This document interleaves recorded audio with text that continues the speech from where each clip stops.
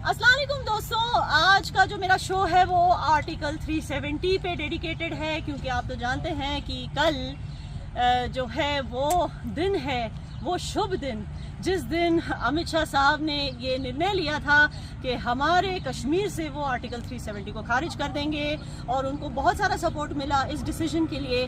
लेकिन दुनिया जो है वो हमेशा ये जताने की कोशिश करती है कि जो बीजेपी ने ये डिसीजन लिया वो कुछ इस तरह से लिया कि लोगों की मर्जी के खिलाफ लिया। जी हाँ, ये बात सच भी है कुछ हद तक कि बहुत सारे लोग इससे खुश नहीं थे, क्योंकि इनको पता नहीं था कि इसके हट जाने से क्या अच्छी चीज़ें हो सकती हैं, क्या बेनिफिट्स उनको मिल सकते हैं। आज 4 साल के बाद क्या लोग अभी तक वैसे ही समझते हैं या आज वो खुश हैं आर्टिकल 370 के हटने के बाद? हम पता करेंगे कुछ लोकल लोगों से पूछकर, बातचीत करके।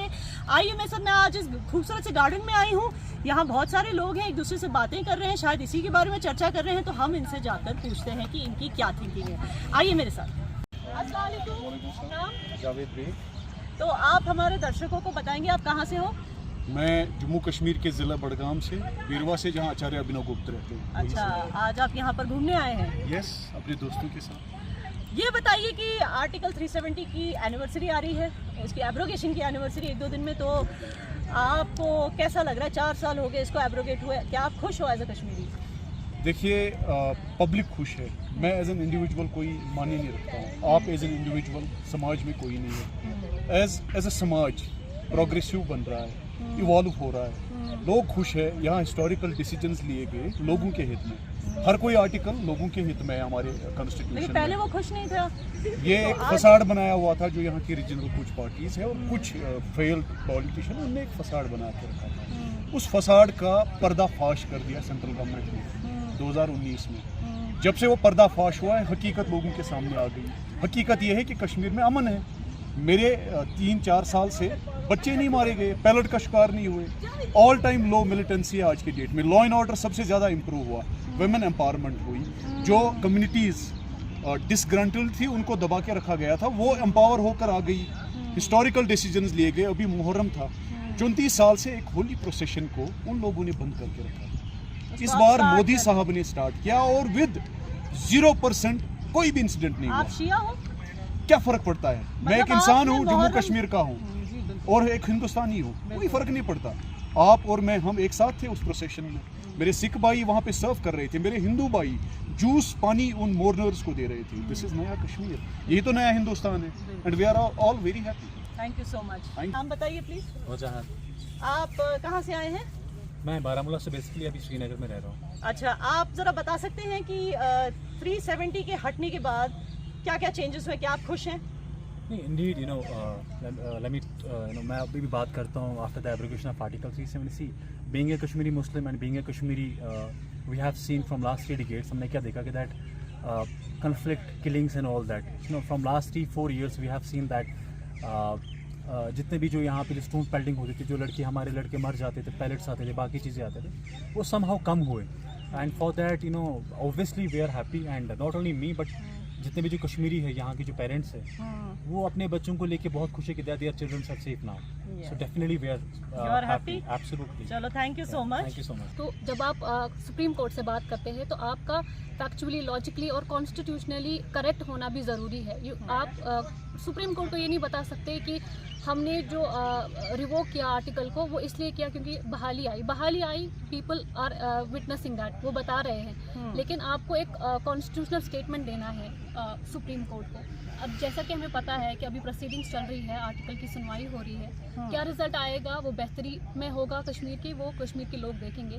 बट 4 सालों से हमने एक डिफरेंट सिनेरियो देखा है। एज अ स्टूडेंट मुझे हमेशा ये डर रहता था कि मैं कोचिंग में इन्वेस्ट करूं या नहीं करूं, क्योंकि कोचिंग सेंटर कब बंद हो जाएगा मुझे नहीं पता था, और मुझे 1-1.5 लाख रुपए उसमें इन्वेस्ट करनी पड़ती थी, और सब बच्चों का यही हाल है। सो एज अ स्टूडेंट मैंने एक डिफरेंट सिनेरियो देखा है। तो आप खुश हो? या तो आज तो देखा आपने दोस्तों कि ये एक स्टूडेंट है और अपने नज़रिए से ये कह रही हैं कि ये आर्टिकल 370 के हटने से खुश है, और उन्होंने अच्छा खासा एक्सप्लेनेशन भी दिया। और और कुछ कहना चाहते हैं? One more important thing that we are living in a democratic country and not in a banana republic. So political setup in any state और in any country is most important, क्योंकि हम एक बहुत ही लार्जेस्ट डेमोक्रेसी को practice करते हैं, तो हमारा पॉलिटिकल सेटअप जो है वो भी एक मसला है। बिल्कुल, तो आप कह रही हैं यहाँ इलेक्शंस होनी चाहिए, मैं ये कह रही स्टेट हूँ, आई एम सेइंग दैट बहाली आई है आर्टिकल 370 के बाद, but that does not mean people are not looking for a political setup, they are looking for a political setup. तो दे आर वाचिंग कि हम जो जिनको वो फॉलो करते हैं, आप अगर किसी भी पॉलिटिकल पार्टी को बोलेंगे ये ऐसे वैसे है, बट अगर वो हम डीप रूटेडली देखेंगे, वही पॉलिटिकल पार्टीज डीप रूट्स में हैं अभी भी, तो people are looking at them कि वो एज अ लीडर्स उनके सामने कैसे आएंगे। तो आप चाहती हैं कि पॉलिटिक्स में रिफॉर्म हो, और there should be reforms and there should be new leadership में इमर्ज होना और उनको एक्सेप्टेंस, और ये जो कांस्टेंट फेसेस हम कई सालों से देख रहे थे उनमें एक चेंज आना, अब हमें नए लोगों को देखना है। बिल्कुल, thank you so much. Thank you. अच्छा, तो अब हम जाकर, और वहाँ पर मुझे कुछ लोग दिख रहे हैं दोस्तों, मैंने सोचा कि हम उनसे भी बात कर लेते हैं। यहाँ पर एक लेडी है,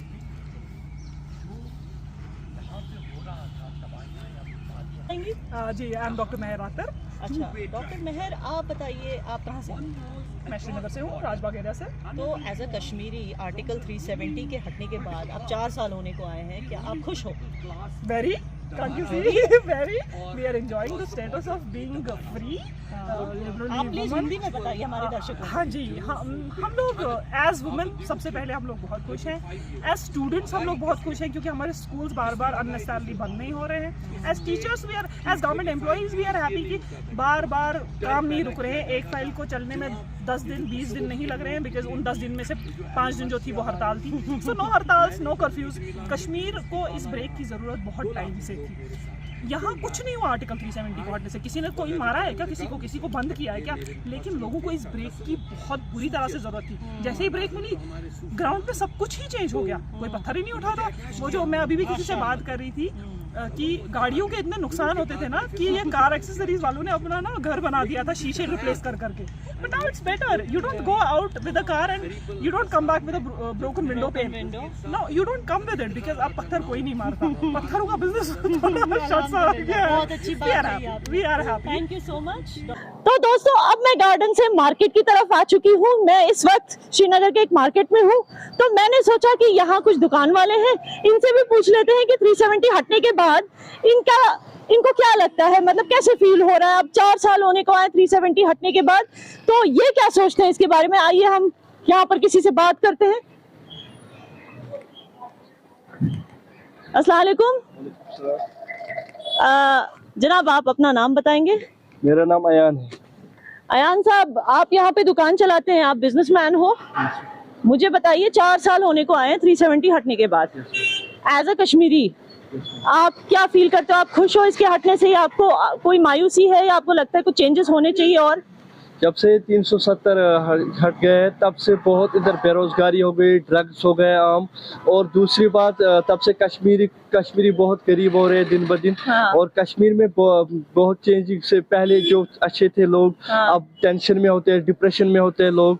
और दूसरी बात बहुत जुल्म है कश्मीर में। जैसे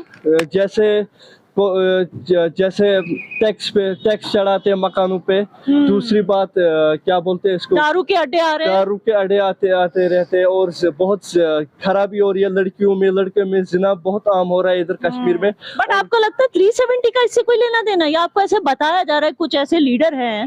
देखिए, मैं सिर्फ 370 की बात करूं, ये जो आपने इश्यूज बोले वो तो है कश्मीर में, उसको कंट्रोल करने के लिए लॉ एंड ऑर्डर को मजबूत करने की जरूरत है, जुडिशरी को मजबूत करने की जरूरत है, मगर मैं 370 की बात कर रही हूँ।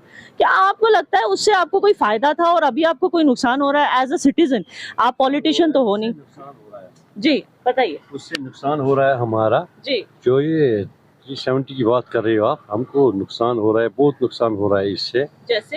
हाँ, इधर अब बाहर के लोग आए हैं, इधर कब्जा जमा रहा है वो।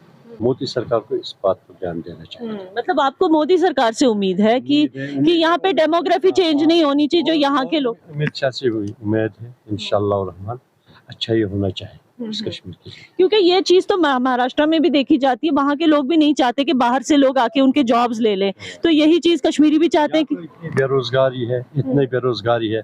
इस मोदी सरकार को ये काम करना था, इसको यहाँ फैक्ट्री खोलना था, बेरोजगारी खत्म करना था। ये सिर्फ स्मार्ट सिटी के पीछे भाग रहा है। उससे हमें क्या फायदा है? उससे हमारे को कुछ फायदा ही नहीं। छोटे छोटे बच्चे ड्रग्स में पढ़ रहा है, बहुत कुछ कर रहा है इधर इधर, इनके बारे में इनको सोचना था। तो आपको लग रहा है कि 370 से कोई मतलब नहीं, लेकिन ये जो मुद्दे हैं पहले ये सॉल्व करें, हाँ सॉल्व करिए और इसमें क्या। है ना? तो और हमको कोई शिकवा गिला नहीं। और कोई इशू नहीं है आपको, वरना मतलब 370 के हटने से और कोई इशू नहीं, बस ये जो मुद्दे हैं इनको सॉल्व। हाँ जी। तो देखा दोस्तों आपने, इन लोगों के जो मुद्दे हैं ये जायज मुद्दे हैं। मैं भी यकीन रखती हूँ कि ये मुद्दे जो हैं इनको सॉल्व होने चाहिए, लेकिन अनफॉर्चुनेटली यहाँ के लोगों को ये अवेयरनेस नहीं है कि इनका 370 से कोई लेना देना नहीं है।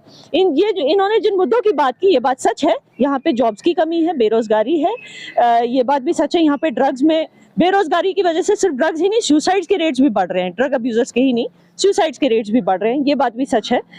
ये बात भी सच है कि जो कॉन्ट्रैक्टर्स हैं उनको बाहर से लाए जा रहे हैं। जिन डेवलपमेंट प्रोजेक्ट्स यहाँ चल रहे हैं, कॉन्ट्रैक्टर्स उनके लिए बाहर से लाए जा रहे हैं। तो यहाँ के लोगों की बेरोजगारी को जो है अभी तक उस पर ध्यान नहीं दिया जा रहा। तो ये एक चीज़ है। लेकिन यहाँ के लोगों का कहना है कि बाकी इन इकोनॉमिक और सोशल चीज़ों के अलावा, बिकॉज आप समझ सकते हैं दोस्तों, ये एक मुस्लिम डोमिनेटेड रीजन है।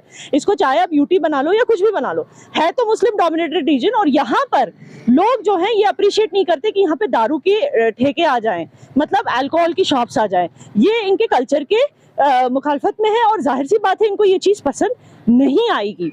अब करना ये है कि इन लोगों को ये अवेयर करने की जरूरत है कि इन सब चीजों का, इन सोशल मुद्दों का और इकोनॉमिक मुद्दों का जो है 370 से कोई लेना देना नहीं है।